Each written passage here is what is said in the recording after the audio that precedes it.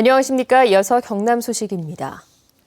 국내 투자 여건이 어려워지면서 경남에서도 해외로 눈을 돌리는 기업들이 늘고 있습니다.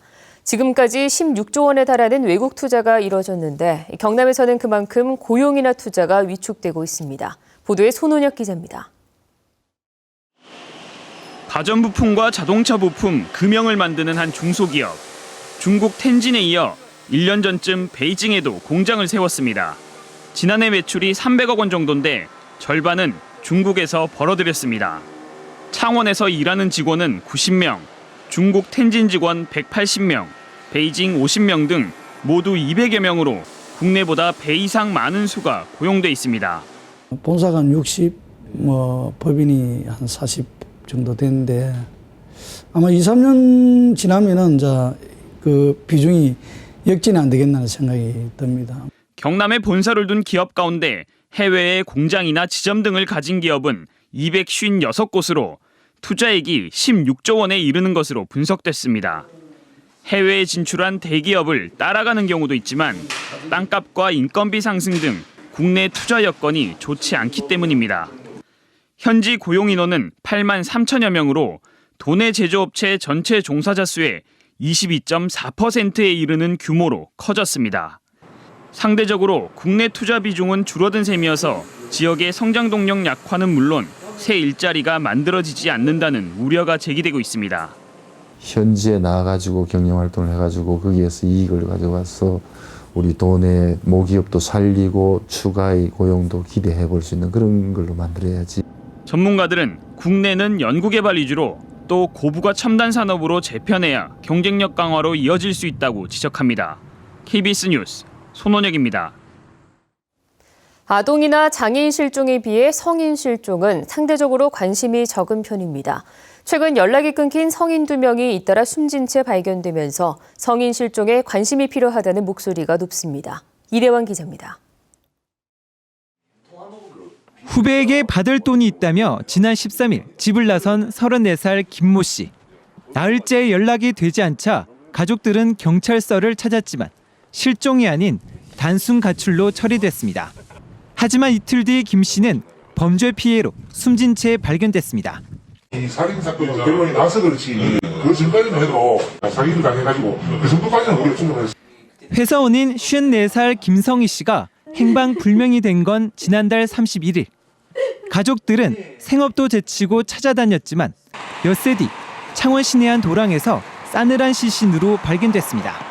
카드 내역 조회하는 거, 그다음에 그 위치 추적하는 거 너무나 시간이 길어서 자기 가족이라면 그렇게 할까?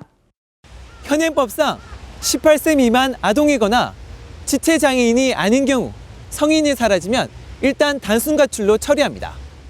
성인은 자신의 행동을 스스로 결정하고 책임질 수 있다고 경찰은 보고 있기 때문입니다.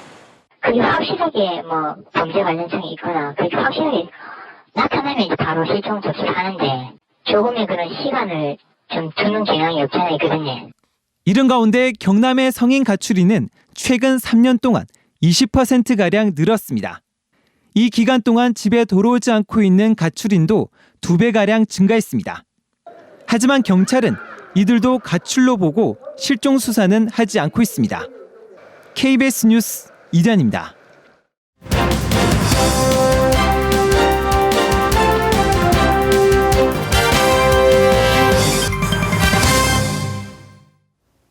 다음은 오는 4월 13일에 치러지는 제20대 국회의원 선거에 예비 후보자를 소개하는 순서입니다. 오늘은 거제 지역구 현역 의원과 중앙선거관리위원회에 등록한 예비 후보자 6명입니다. 새누리당 김한표 현역 국회의원, 새누리당 엄용하 용하한 의원 원장, 새누리당 진성진 대우조선해양 고문 변호사, 거제 더불어민주당 변광용 전 노무현 대통령 국가균형발전위원회 자문위원, 무소속 김종혁 전 삼성중공업 직원, 무소속 이길종 전 경상남도 의원이 예비 후보로 등록했습니다. 경상대학교 본부와 교수회는 총장 선출 방식을 간선제로 치르는 데 합의했다고 밝혔습니다. 이에 따라 제10대 총장 선출을 위해 이르면 다음 달 교수와 교직원, 외부 인사 등 6명으로 꾸려진 총장 임용 후보자 위원회를 구성해 총장 임용 후보자들을 선정할 예정입니다. 국토교통부가 관보에 공시한 자료를 보면 경남의 표준 단독 공시가격 상승률은 5.12%로 전국 평균 4.15%보다 높았습니다. 지역별로는 제주가 16.48%로 가장 높았고 세종 10.66%, 울산 9.84%에 이어 경남은 전국 6번째였습니다. 표준 단독주택 공시가격이 오르면 단독주택 보유자의 세부담도 늘게 됩니다. 경남의 차세대 주력 산업인 항공산업 발전을 위한 토론회가 어제 사천에서 열렸습니다. 참석자들은 항공정비 MRO 사업 최적지가 사천이라는 데 동의했고 올해 상반기에는 MRO 사업 추진에 속도를 내야 한다며 의견을 모았습니다. 최세진 기자입니다. 기계와 조선에 이어 경남 차세대 주력 산업으로 떠오른 항공산업.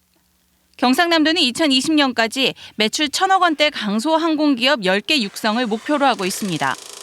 당면 과제는 항공정비 MRO 사업 유치. 전문가들은 MRO 사업 최적지가 사천이라는 데 의견을 같이 했습니다. 기술 경쟁력 측면에서 다른 어떤 지자체는 우리같이 이렇게 우수한 항공 기체 제작을 하는 인프라가 갖고 있지 않습니다. 한국항공우주산업 카이는 자치단체 행정 지원과 함께 지역 대학에서도 관련 학과를 신설해 인력 양성에 나서야 한다고 지적했습니다. 4월부터는 본격적으로 부지가 준비될 시점이 같이 병행이 돼야 됩니다. 우리 지자체에 계신 분들은 좀 도와주셔야 될 것 같고. 경상남도는 올해 상반기 MRO 사업 유치 여부가 속도를 낼 것으로 전망했습니다. 상반기, 그러니까 1, 4분기 중에는 내부적으로 어떤 기준을 마련하겠다. 그 정도 이야기는 들어왔었고 총선 이후로 좀 결정될 가능성이 좀 많은 것 같습니다. 한국형 전투기 KF-X 개발 착수와 항공국가산업단지 조성 등으로 도약 발판을 마련한 경남의 항공산업. 미래 핵심 전략산업으로 도약하기 위해 지금 기회를 놓치지 말아야 한다는 지적입니다. KBS 뉴스 최세진입니다.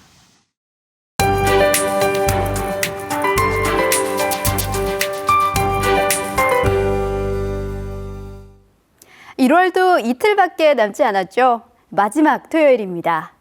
대체로 영상권을 회복한 모습이고요. 예년 기온을 웃돌면서 추위 걱정은 조금 덜어 놓으셔도 좋겠습니다. 단 내일부터 다시 추워지겠습니다. 찬 공기가 밀려오겠고 바람까지 강하게 불면서 체감 온도는 더욱 낮게 느껴지겠습니다. 새로운 한 주는 추위 대비에 신경 쓰셔야겠고요. 눈비 예보는 없습니다. 고기압의 영향권에 들면서 구름만 다소 지나겠습니다. 비가 그친 뒤라 상공에는 높은 구름이 가득한 모습이고요. 주말 내내 구름 많은 하늘빛을 띠겠습니다. 이번 주 들어 가장 포근하게 시작하고 있습니다. 김해와 창원 4도, 밀양은 5도 안팎에서 출발하고요. 낮 기온은 어제와 비교하면 3, 4도가량 올라가겠습니다. 고성과 통영 9도, 함안과 창녕 7도 안팎으로 예상됩니다. 서부 지역도 대체로 영상권을 회복한 모습이고요. 진주 3도로 시작해 산청과 합천 7도 안팎으로 예년 기온을 웃돌겠습니다. 바다의 물결은 풍랑특보가 내려진 동해상을 중심으로 최고 4m까지 매우 높게 일겠습니다. 기상정보였습니다. 창원시가 국제투자와 2017년 세계 한상대회 유치를 위해 중국 현지 기업인 11명을 국제투자유치 자문관으로 위촉했습니다. 이번에 위촉된 자문관은 이훈복 전국 한국상회 고문과 이봉산 청도 조선족 기업협회 회장 등입니다. 창원시는 유럽과 동남아 등으로 자문관 위촉을 확대할 방침입니다. 뉴스를 마칩니다. 고맙습니다.